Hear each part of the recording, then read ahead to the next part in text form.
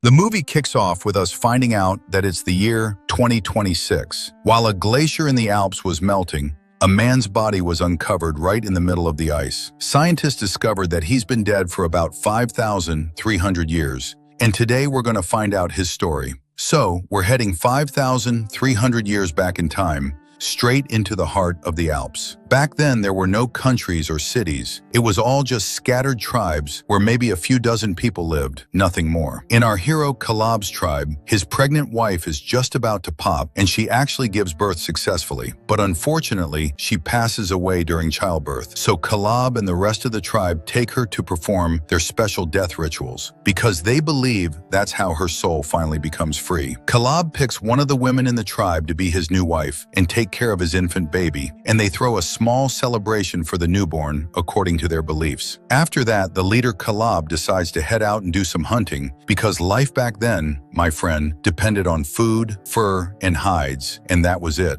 Our hero says goodbye to his baby and trusts in God as he heads out to find his livelihood. He keeps walking for long distances while looking back at the tribe, which is living in peace, raising birds, and just trying to survive until they die, nothing more. Because to them, death is the real freedom. As for our hero, he sits down to rest for a bit after walking a lot and starts a fire by rubbing stones together, of course. But then he senses an animal near him, so he gets up to hunt it with his bow and arrow immediately. It shows he's got the skills, and he succeeds in his first hunt. Back at the tribe, everyone was living happily and doing their chores, whether it was making leather and fur or raising animals for food. But suddenly, a person from another tribe storms the place and kills one of them. He's got a lot of men with him using bows and arrows, and they attack everyone. When our hero's wife sees this, she gives the baby to a young boy and orders him to run away with him fast. Right after that, one of the men from the enemy tribe storms her hut and starts beating her up. Unfortunately, the young boy also gets shot from a distance by an arrow and falls dead on the ground while clutching the infant baby. The savage tribe's men continue killing and destroying everyone there without any mercy. After that, they start setting the huts on fire, so whoever didn't die gets burned alive or dies from the smoke. All of this is happening, and our hero Calab doesn't know anything yet, but he smells smoke and looks at the tribe from a distance and sees it completely on fire. At the same time, one of the enemy tribe's men assaults Calab's wife with total brutality. Then the leader comes and asks her about the location of their special stone, but she spits in his face. This pisses him off so much that he stabs her in the heart with a spear, finishing her off instantly. At that moment, Calab was running as fast as he could to get to the tribe. But unfortunately, the leader and his men had literally destroyed everything. They kept looking for that sought-after stone everywhere until they found a small box. They opened it and actually found the stone inside. So they got happy and decided to take it and leave because they basically came for it in the first place. When Calab gets close to the tribe, he keeps calling out for his wife while screaming. The leader and his crew hear him, but they decide to leave after burning everything down.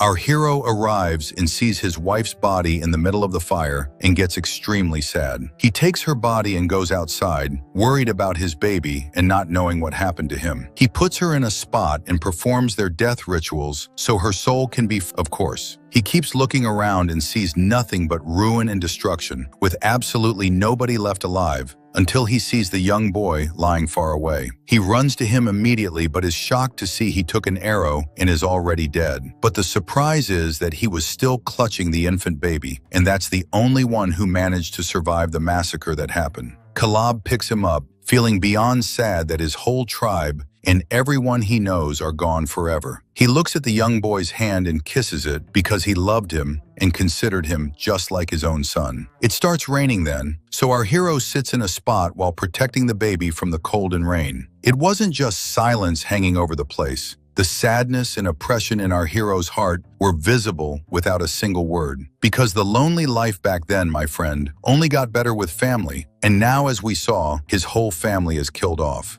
Anyway, when morning comes, he walks through the wreckage and the destruction that hit the whole tribe. When he goes to the spot of the box that had the stone, he finds it's gone. He understands then that the enemy tribe stole it, He carries the young boy's body and enters a cave with him to do the death rituals while he's sad. But the idea that his soul is now free makes it a bit easier for him, that's all. He sits there thinking about exactly what to do because revenge is filling his heart and mind to the point where he screams from the pain and sadness and completely breaks down. But he decides to pull himself together until he gets revenge for what they did to his tribe, no matter the cost. From here, my friend, our hero Calab starts his journey of revenge. He ties the baby to his back and walks his way through nature where silence was the ruler. He takes a goat with him so if he gets hungry, he can eat it. Because he's not in the mood for hunting, he's going for revenge now. Anyway, he keeps walking until he finds the baby crying, so he decides to sit in a spot to rest for a bit and try to calm him down. When he understands he's hungry, he secures the goat well and puts the baby under it so he can drink some milk to satisfy his hunger. And here I was thinking he took the goat to eat it. You're a real one, Calab. The important thing is that he continues his way after that, tracking the footprints of the brutal tribe that ended the lives of those closest to him. While he's walking, he meets some people on the way who are also traveling, but he doesn't care much, especially since there was no unified language in that era. It's either you understand me or you don't. Of course, our hero doesn't want a headache. He's got a specific destination now, which is revenge and nothing else. He keeps walking until he reaches a place where a fire had been lit. He smells the wood and understands the enemy tribe was close to here. When it rains on him, he decides to take cover behind a rock to protect the baby. By chance, one of the tribe's men passes by, and our hero, without a word, jumps out to attack him and chokes him with huge strength. The man screams his last breath, and one of his tribesmen hears the sound. When he goes to see what happened to him, he's surprised to find him lying dead on the ground. But in that same second, our hero comes from behind him with a rock and brings it down on his head, killing him instantly too.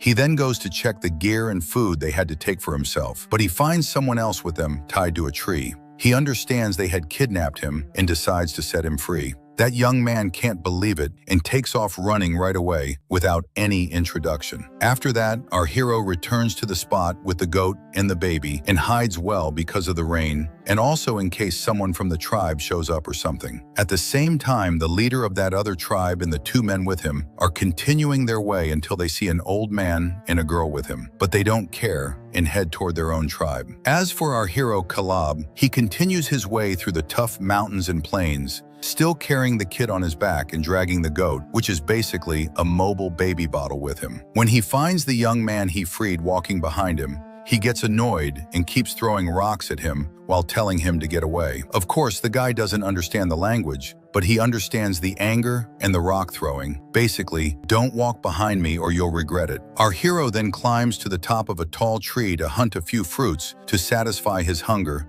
and keeps taking care of his baby and protecting him from the cold and the harsh conditions as much as he can. Meanwhile, the savage leader and the two guys with him rest a bit from the road and sit down to make a fire and gather around it. And trust me, I wish I could tell you what they're saying, but there's literally not a single word. They just sit there eating in silence, and that's it. So let's get back to our hero Calab, because at least he sees an animal and tries to hunt it. But before he shoots the arrow, he finds the old man who's with the girl hunting it before him. The two of them raise their bows and arrows at each other, but Calab feels there's no danger from him and lowers the bow. The old man does the same thing without a word, but we find our hero went to sit with him and the girl to eat from the catch he caught. Basically, I won't shoot you with the arrow, but let me eat with you. The three of them sit and eat in total silence, and the relationship between them was good. But to break this silence, the girl pulls out a piece of wood and keeps playing it for a bit. True, her playing would make a dog sick, but it's better than this killing silence. Anyway, at night, the old man and the girl notice that Calab is really interested in the baby and is sitting with him inside their hut. Suddenly, out of nowhere, the girl decides to go in and try to hit on Calab, but our hero pushes her away because he's not in the mood for this nonsense. He keeps hugging his baby, and his only goal at the moment is protecting him. The girl then goes out to the old man and they exchange looks, but the old man understands what happened. I honestly don't know how they live together. They should have found some light language to understand each other with, but that's none of our business. The important thing is the lightning and thunder start working again, and our hero Calab is just busy rocking his baby and protecting him from the rain. Anyway, the next day we see Calab moving from the place, but the baby isn't with him. When the old man sees him from a distance while he's walking, he's really affected and sad. He probably wanted him to live with them or something. But the important thing is that when he enters his daughter's hut, he discovers that Calab left the baby for her to take care of and raise. The girl is very happy and treats him like she's his mother. Meanwhile, our hero walks long distances searching for the tribe that ruined his life. He keeps walking until he enters a cave in front of him. But the problem, my friend, is that the leader and the two guys with him see him from a high hill. The leader orders the assistant to get rid of him because he's been following them for a while. Our hero keeps walking inside the cave, exploring it slowly. I mean, we're not in a rush, and there's no talking or anything, until suddenly he finds an arrow being shot toward him, but it doesn't hit him. He runs fast to take cover behind a rock until he pinpoints the location of whoever is shooting. But every time he peeks, he finds another arrow being thrown at him. He gets ready with the bow and arrow, but the situation is tough to hunt someone from a high elevation from his spot. He decides to stay behind the rock and try to seize any chance. But the leader's assistant turns out to be stupid and tries to come down from the high hill, so he trips and falls on the ground dead. When the leader and the other man hear his voice, they decide to continue their way like nothing happened. As for our hero, he runs to him to make sure for himself that he's dead for good. When he finds him dead, he tells him, "Fate spared you from what I was going to do to you," and he reaches down and gouges his eyes out with both hands as a form of revenge. So it's not said he just died on his own. It's a matter of pride for Calab. He screams at the top of his lungs afterward because he wanted to be the one to kill him and not have him die by accident like that. After that, he goes to wash his hands from the blood in the river and sits to rest for a few seconds. But he decides to continue the path quickly to catch up with the leader and the second man. But first, he takes the fur the assistant was wearing and carries it with him. We see that the leader and the man with him are totally exhausted from all the walking, especially since the nature around them is very harsh, all mountains and plains. Calab at the same time finally remembered that running existed in their time, and he started running after he was just strolling slowly. He stays like that until he reaches an ice mountain and climbs it. He doesn't care. And if you're going to tell me he won't feel the cold or anything, I'll tell you, boss, the guy is wearing a kilo of fur. It's none of our business. The important thing is Calab keeps walking until he sees the leader and his man, so he takes off running toward them at full speed. But unfortunately, the ice breaks under his feet and he falls into a deep hole and doesn't move. The leader thinks then that he's dead and decides to take his man and leave quietly. But our hero, Calab, still has some life in him. He definitely didn't come all this way just to die here. He actually gets up to explore the surroundings and finds there's no exit except from the top, but the distance is very high. And also the fall affected his body a bit. He gives in to the exhaustion and stays sitting in his place until he finds a few rocks and manages to rub them together to start a fire. He uses this fire to explore the hole. Maybe he'll find another exit or something, until he reaches a very narrow spot that's hard to pass through easily. He sucks in his gut a bit and passes with extreme caution because all of this is ice, of course, and it could melt and fall. It's a done deal. After all the sucking in and pulling and pushing, Calab gets stuck and doesn't know how to continue, so he has to give up the fire torch. With the axe, he hits the ice to break it a bit so he can pass, but he slips and falls on the ground. He respects himself then and goes back to his place and sits, contemplating this impossible opening. Plus, this isn't a normal mountain he can climb. It's impossible to walk on the ice and go up. He sits there, poor guy, eating small ice balls because of the extreme hunger. After a bit, he starts feeling despair and that he's going to die in this deep hole. But suddenly, he hears voices outside the hole and feels hope, especially after a rope is thrown to him to help him out. Despite his injuries, he climbs the rope with extreme difficulty until he finally gets out. And who threw him the rope? The young guy he saved before and refused to let walk with him. The young man gives him a look like, "See how I saved you, Calab?" And he takes off and walks away without a word. Of course, we're used to it by now. It's like when the script of this movie went to the hero, it just had his name on it, probably. The important thing is that Uncle Calab regains his strength a bit and keeps walking in the snow with difficulty to reach the one who killed his tribe and get revenge no matter what. He keeps walking, Mountains pick him up and plains put him down until he reaches a high elevation. He looks down and finds a fire lit, and he understands this is the tribe's location finally. Indeed, we see the tribe leader and his friend arriving at their tribe, and each one of them has a little girl he takes in his arms as soon as he arrives. Then each one of them goes to check on his wife. The assistant's leg is totally messed up from all the walking, and then he finds an arrow coming into his back, killing him completely so he can rest forever. His wife screams for him, and the leader comes out to see what's the story. He finds another arrow passing right by him and discovers it's Kalab hiding behind a rock. He fires back at him, but when the leader gets close to the rock, he's surprised that he's completely vanished with no trace. But he stays ready with the bow and arrow to shoot him as soon as he appears. But Kalab blindsides him from behind with the axe and attacks him with total strength. The leader gets ready with his axe too, but Kalab manages to wound him. Despite that, the leader stays savage and tries to attack him. Kalab goes crazy and hits him with the axe in his chest, wounding him badly. But even then, the leader bites him savagely and wanted to finish him off. In the end, each one of them grabs an axe, but the exhaustion is showing on the leader because of Kalab's brutal injury. He tries to attack him, but our hero dodges him at the last second, stands in front of his face, and gives him a powerful blow with the axe, ending his life forever. So he finally managed to achieve his revenge. He stays sitting in front of him until he takes his last breath and makes sure he's dead for good. Only then does Kalab fall to the ground to rest for a bit, but he quickly goes back to the rest of the tribe, which only has a woman and the two little girls. And of course, they're sitting there upset about their men who died. When Kalab sees them doing the same death rituals of his tribe, he leaves them be, but he enters the leader's room to look for the box with the mysterious stone. And we discover, my friend, that the mysterious stone is actually a mirror. I mean, all of this for a mirror, man.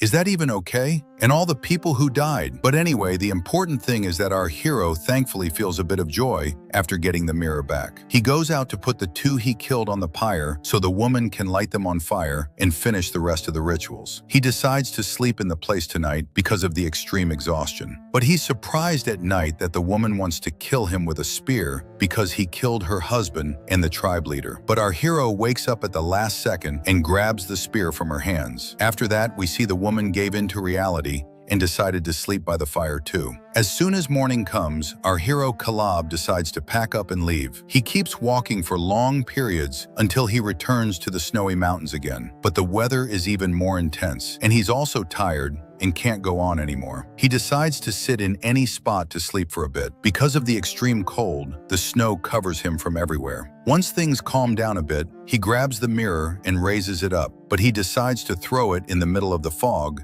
because it was the main reason for the killing of his whole tribe.